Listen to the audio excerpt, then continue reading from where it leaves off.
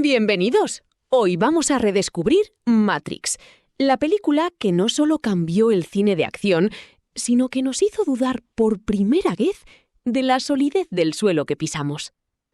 ¿Sabían que, antes de ser el fenómeno que recaudó 467 millones de dólares, el estudio estaba tan confundido con el guión que las hermanas Wachowski tuvieron que contratar a dibujantes de cómics para ilustrar toda la película fotograma a fotograma y así explicarles de qué trataba? Como si eso fuera poco, el estudio aceptó el proyecto, pero con la misma confianza con la que uno le deja las llaves del coche a un desconocido simpático. De hecho, durante buena parte del rodaje, nadie tenía del todo claro si estaban haciendo una obra maestra o el experimento caro más elegante de finales de los 90. Corría el año 1999, un cierre de milenio marcado por la ansiedad tecnológica, cuando Matrix aterrizó en las salas bajo la dirección de Lana y Lily Wachowski. Lo que hoy vemos como un pilar de la industria fue en su momento una apuesta arriesgada que terminó acumulando una recaudación mundial masiva, superando los 460 millones de dólares. El reparto, encabezado por Keanu Reeves, Lawrence Fishburne, Carrie-Anne Moss y un imperturbable Hugo Weaving, parece inamovible, pero el camino para llegar a ellos fue curioso. Por ejemplo, el papel de Neo fue rechazado inicialmente por Will Smith, quien prefirió rodar Wild Wild West porque no terminaba de entender el concepto del bullet time. Al mismo tiempo, el estudio buscaba desesperadamente una estrella de peso, llegando incluso a plantear la posibilidad de ofrecer el papel de Neo a Sandra Bullock, valorando cambiar el género del protagonista si ella aceptaba. Finalmente, la química del elenco definitivo se convirtió en el motor de una producción que se trasladó a Australia para estirar un presupuesto que en Hollywood no habría alcanzado para completar semejante ambición visual. Y hablando de ambición, el famoso bullet time, esa coreografía imposible donde el tiempo se curva como si tuviera resaca, no fue un efecto improvisado, sino una locura técnica que implicaba decenas de cámaras disparando a la vez alrededor de los actores. Vamos, que no rodaban escenas, organizaban emboscadas fotográficas. Eso sí, la química no vino gratis. Keanu Reeves pasó meses entrenando artes marciales con una disciplina casi monástica, mientras arrastraba una lesión cervical que habría mandado a cualquiera directamente al sofá. Y por si fuera poco, Lawrence Fishburne y Carrie-Anne Moss también entrenaban como si el apocalipsis dependiera de su flexibilidad. La historia sigue a Thomas Anderson, un programador de software que lleva una doble vida bajo el alias de Neo, y que arrastra una sensación constante de que algo en su mundo no encaja. No sabe el qué, pero lo suficiente como para no poder ignorarlo. Y aquí está el detalle importante. Esa incomodidad no es solo suya. Desde el primer momento, la película juega a desorientar también al espectador, sembrando dudas, preguntas y pequeñas grietas en lo que parece una realidad perfectamente normal. Su búsqueda de respuestas llevará a Neo a cruzarse con figuras que parecen moverse por las sombras de algo que no terminamos de comprender. Y es justo ahí donde la historia se convierte en un viaje compartido, en el que tanto el protagonista como quien está al otro lado de la pantalla deben decidir hasta qué punto quieren saber la verdad. Porque una cosa queda clara bastante pronto: entender lo que está pasando no va a salir gratis. La crítica profesional alabó la capacidad del guión para estructurar conceptos filosóficos complejos, como el mito de la caverna de Platón, dentro de una narrativa de entretenimiento.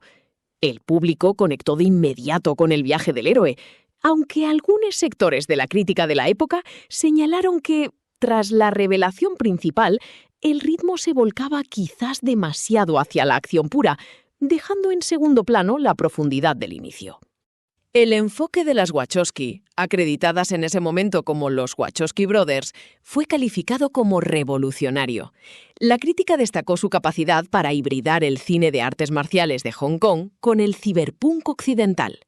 El público reaccionó con asombro ante una identidad visual que no se parecía a nada visto hasta ese momento, consolidando un estilo narrativo donde la cámara era un personaje más. Existe un consenso general en que la contención de Keanu Reeves fue ideal para un personaje que funciona como los ojos del espectador. Su estilo interpretativo, a menudo descrito como minimalista y para algunos excesivamente plano, ha sido objeto de debate durante años, especialmente en sus primeras etapas. Sin embargo, esa misma sobriedad encajó aquí como un guante, reforzando la sensación de desconcierto del protagonista. Fuera de la pantalla, su figura genera un consenso mucho más raro en Hollywood, el del cariño casi unánime. Desde renunciar a parte de su salario en The Matrix para mejorar el equipo de efectos y vestuario, hasta su conocida cercanía con fans y compañeros de rodaje, Reeves ha construido una reputación que contrasta con el debate sobre su técnica. No obstante, es la crítica quien suele destacar a Hugo Weaving como el agente Smith, señalando que su interpretación dio forma a uno de los villanos más icónicos y memorables del cine moderno. Este es el punto de unión absoluta.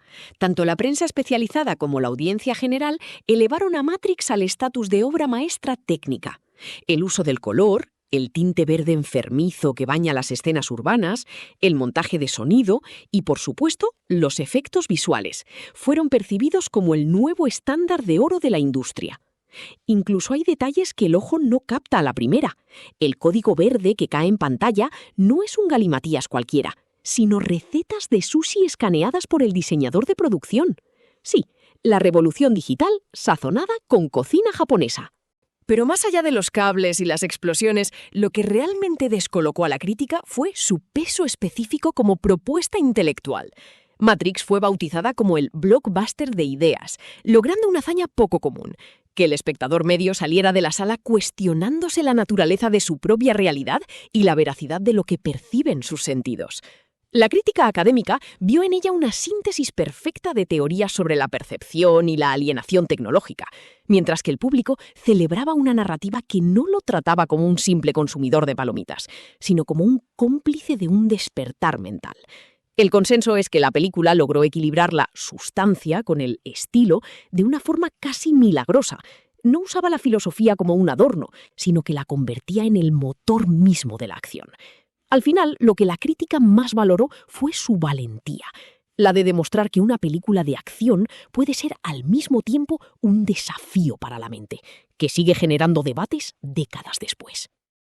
Al mirar atrás, es fascinante ver cómo Matrix ha pasado de ser una cinta de acción innovadora a convertirse en un lenguaje cultural propio.